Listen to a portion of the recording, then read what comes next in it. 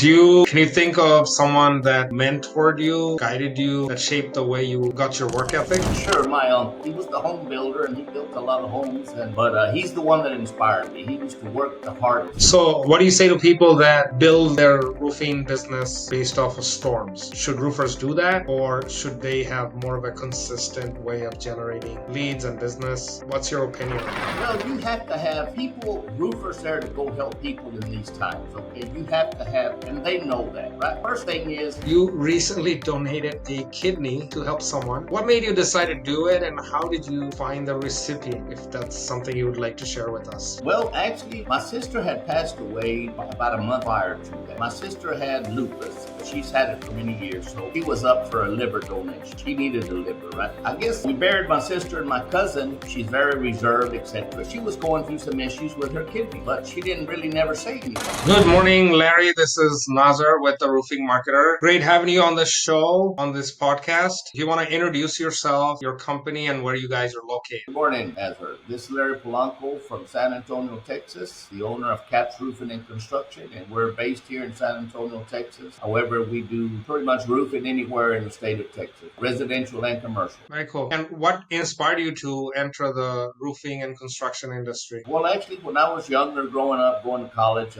my uncle he was a builder. So I kind of used to help him run around, schedule things, etc., etc. So I knew this going into this construction in the background a little bit. After that, I turned around and I went another route. And I used to have a company doing the installation and servicing wind turbines all over the United States. I sold that company. I signed on as a consultant for a company that bought me out for 3 years. So I had to sign a non-compete agreement, and then I started. Actually, I was sitting at a bar in San Antonio, Texas, and a hailstorm came in 2015. I thought I had to rush it. I had a Corvette, so I had to rush my Corvette outside. There was a car wash next door. I went and got in one of the bays, came back into the bar, and I thought, you know what, this is what I'm going to do. Now that I can't do what I was doing, I'm going to open up a roofing and construction company. And that's where it started, pretty much. That's a cool story. Can you think of someone that mentored you or guided you, that shaped the way you got your work ethic? Sure, my uncle. He was the home builder and he built a lot of homes. But he's the one that inspired me. He used to work the hardest. Actually, and you know what? It's true today, because guess what? All my workers, they go into work. They start at 7:30, 4:30, 5 o'clock. They go home. They don't have a worry in the world. And guess what? I still have to go to the office, check on payments or invoicing, etc., etc. So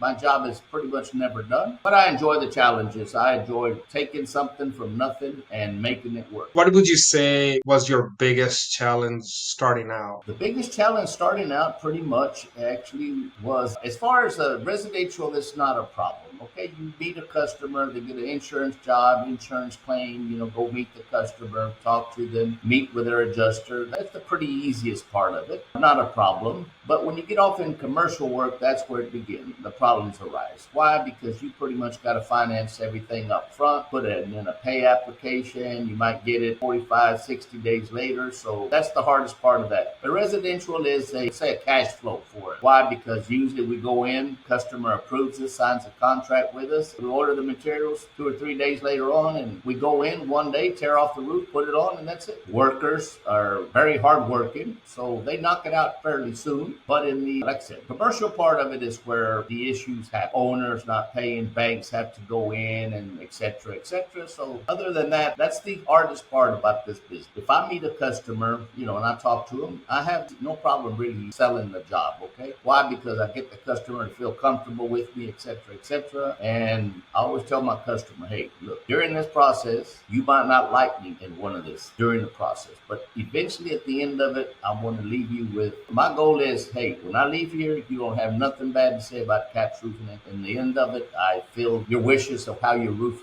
should look, etc. So we become friends. We do okay. We do good. No problems. All right. Well, I want to ask you about the name Caps. How did that came about, Caps? Because your name is Larry Polanco. How did Caps start? Where did you get that? All that is the abbreviations for my kids, grandkids, and that's how I came up with it. Okay, I got a Kevin, I got a Kevin, Aiden, Camila, and then P, of course, for Polanco, and then I just put BS for good measure, okay? But it came from my grandkids' first names. Oh, very cool. Oh, that's family aspect tied to it. I said exactly. My grandson, the oldest, he'll be 18 this year. He'll be finishing school. He says that I told him, hey, you come stay with me. You can work for me part time. You can learn the business. Because college is not for everybody. Okay, let's face it. You know what I mean? The richest men in the world pretty much dropped out of college. Okay, so it's about enthusiasm, the aptitude, the wanting to get ahead, wanting to strive further, get better in life, and be your own boss. And you probably never are happier than being your own boss, doing what you want to. He's going to probably come on board here, go to school part time or something, get his associates first. If school doesn't turn out well, then he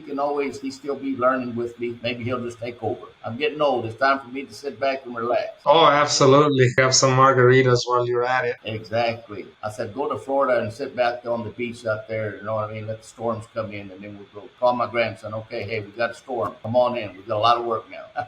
Well, come on over. I live in Tampa, so you can come visit anytime you wish. Got the nicest beaches, of course. Right. Why aren't you wearing a Buccaneers cap versus that cap you got on now? The hat? Yeah. Why aren't you wearing a Tampa Bay Buccaneers cap? Yeah, I should, right?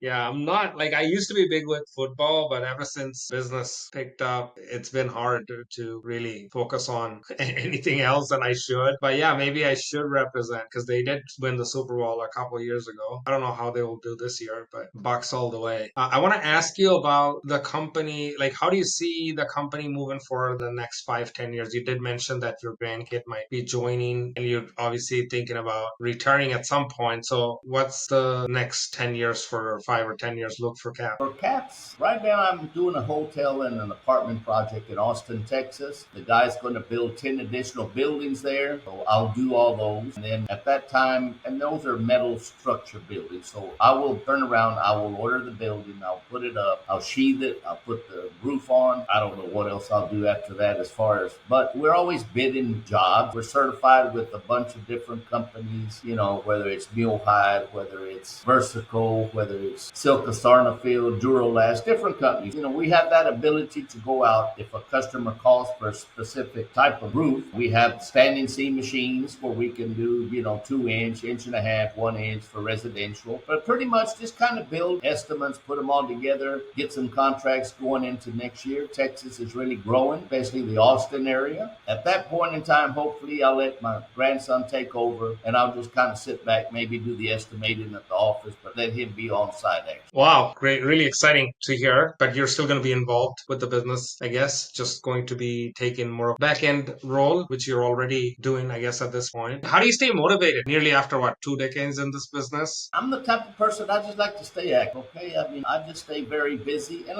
my thing is, I like to take something that is nothing and create. We all have things that we do. I like my Harley. I go ride it sometimes, but... Oh, you do have a Harley. Nice. Yes, but being in business, it's always a challenge. I'm one of those people that like challenge. What kind of Harley do you have? I got a Super Glide 2025, 1000 Super Glide Harley. Believe it or not, I had a funny story. I had a Harley. I was working, and when Hurricane Harvey hit in Rockport area, I went over there, I was there for about 3 years, actually. I had like 35, 40 people working. I did hotel roofs, apartments, housing. I did everything. You know what? I'm going to buy me a Harley because over there they work on island time, okay? From 8:30 to 3:30, and after that, guess what? Everybody else is either fishing. They're not working. It's called island time, right? The cool thing about it is over there, you don't necessarily have to wear, like in regular construction, you got to wear your boots and all this. Over there, everybody wore shirts, t-shirts. You know what? I'm going to buy me a Harley so I can just ride around the jobs. For the most part, I just drive to the job sites, check them out, make sure everything's doing good. I bought me a Harley in 2018. Hey, guess what? They delivered that to my house. They unloaded it, put it in the garage. 3 years later, after I finally came back, I never took the bike, Rockport. 3 years later, that Harley had 6 miles on it. But guess what? I bought it for the purpose of taking it, riding around the beach area and so forth, checking out houses. I never took it, and 3 years later, that bike had still 6 miles on it. You never took it out, so it just sat in the garage the whole time? In the garage, because guess what? I was just so busy. I'm talking about, we had houses, we had apartments, we had hotels that we were doing that. You know what? I just stayed so busy that I never had the chance to come really back home, pick up the motorcycle and take it over. And when I would come home, it was just for business wise or personal, a doctor visit or whatever, and head right back. Well, actually, I was gone from home pretty much those 3 years, trying to help these people rebuild. And we did do that, but I don't know that I would ever do another storm again. It's too hard. When you don't have gas, you don't have electricity, you don't have nothing, you got to walk around with $30,000, $40,000 cash. Why? Because the machines don't work, grocery stores don't work, nothing works. So guess what? You got to buy everything, all your bills for the guys at taco trucks. And guess what? They want cash. Why? Because the city had no internet. The only internet it had was around the area where FEMA was at. The rest of it, nobody had internet. Gas stations, they were closed. Okay, the electricity, you couldn't pump diesel or gas. Why? Because there's no electricity. I don't know if I'll ever chase a storm like that again. That was an experience, and it's just got too hectic. And then you got a lot of people there that, that their insurance has them, so you got to try to help them. I mean, these people live in their homes, right? You got to be kind of a kind and good person to try and help these people because they're at their worst, okay? I mean, hell, everything blew out of their house. They've lost all the water, whatever got in it, clothes are ruined, everything. You got to have some kind of compassion, I guess you could say, to work with these people because they're at their worst at that point. You know what I mean? It's like if my son one time told me his house burnt down where him and his mom and dad lived, stepdad. And he said, you know what, Dad? He said, the sad part about it is the house was there. It was already pretty much burnt to the ground. And we have all these cars driving by, talking at us when we're at our worst. Or we just lost our house. Everything in it closed. And people kind of going and walking around. It's kind of sad to go to one of these areas knowing that, okay, these people have to get their houses back in order. Okay. And you come in from another city and you got to turn around, charge them money right then. That's, I mean, it just seems sometimes like you're pouncing on them at their worst. Have some kind of compassion, first of all, to get the client. You got to build some kind of rapport with them because you're actually there to charge them,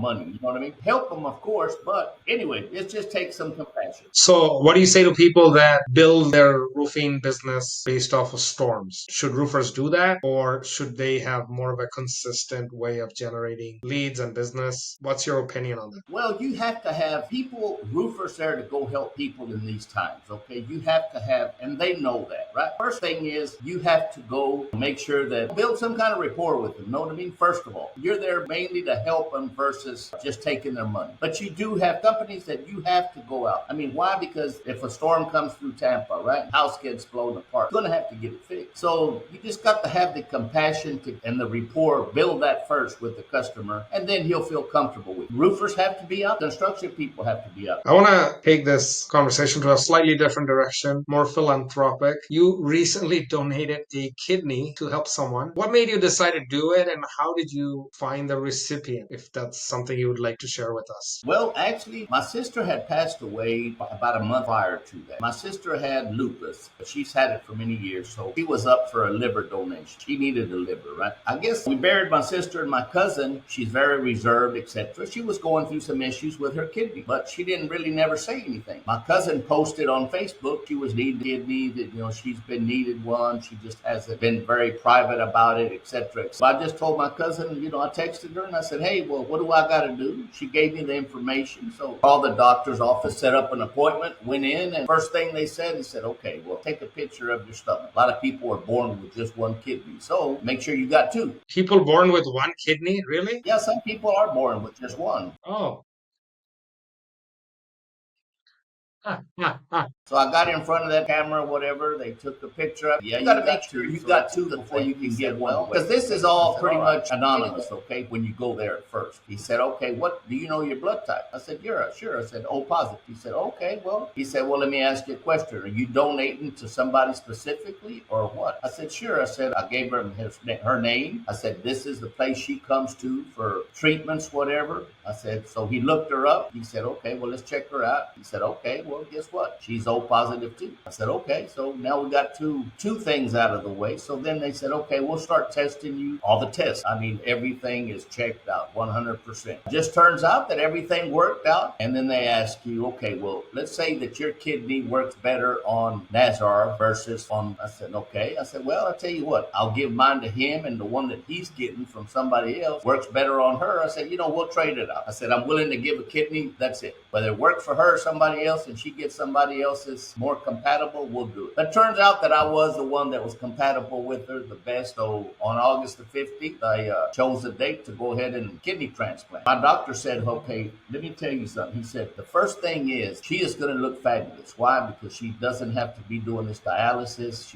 Her kidneys are going to be functioning with yours, blah, blah, blah. She has 2 kidneys that do not work. So now she has one that does. So she's going to look nice and rosy pink, color back to her face. He said, you, my friend, are going to look like ashes, going to look wore out, you're going to look bad. He said, because we took something from your body, now I've got to adjust, okay? Hey, wait a minute, what the hell are you doing to me, okay? You took something out here, so every organ in your body has to adjust now to 1 kidney versus the 2. He said, it's going to take you a little bit longer, and right now I'm pretty much recuperated all the way back now to 100%, so everything is good now. That's really wonderful to hear that you have recovered fully. I was thinking about that. I don't think I know anyone that's donated a kidney. I don't know if I would have the heart to do it. So that is quite incredible. Recipient, I guess your cousin's doing well. She's doing very well. She's doing good. Everything's worked out fine. And we're doing good. And it has not changed my life at all. Everything's the same. It's no different than tonsils removed. You keep on living, okay? And I really haven't thought about it this way, but I guess in a sense you're kind of saving a life, giving somebody a chance further in life. There's that aspect of it, but I really never look at it that way, or I didn't look at it. But, when I do tell people something, they kind of, oh, really? Thank you, sir, and shake my hand and all this kind of stuff. So I guess it's a good thing to do. Yeah, it's incredible. I hope there's more people like you in this world because we definitely need that. I am going to finish with a rapid fire round. This is kind of a fun round that I do with my guests, and I'll just ask a question. You get about 3 to 5 seconds to answer. Nothing's right or wrong on round. So here we go. Coffee or energy drink? Go-to tool that you cannot live without. My food I can't live without, chips and salsa. Well, the question was go-to tool that you use every day. The phone nowadays. The phone. Okay. Favorite season for roofing? The fall. Like right now, October, November, it's cooler. It's cooler. Dream vacation spot? Africa on a safari. Africa in a safari? Yes. Which country or just in general Africa? It doesn't matter. Just somewhere over there just to enjoy the outdoors and watch all the free life, the animals, the lions, tigers, elephants, everything. Awesome. What's the first car you ever owned? A Corvette. Corvette. Cool. Hardest roof type, flat or steep? Steep. Steep. One word your crew would use to describe you? One word, hard worker. Hard worker. If not roofing, what would you have been doing? Probably just selling water to the oil field companies so they can do fracking. Okay. Is that something that's very common? Like you sell water to companies that do fracking? Or is that a unique? It is something that me and a cousin of mine, whenever all this fracking started, we bought a couple of ranches. So now we just sell water 24 hours a day for fracking. That's something that I did while I was going through that period where I could not compete agreement with the wind industry. One word to describe your life right now. Hectic. Very hectic. Hectic.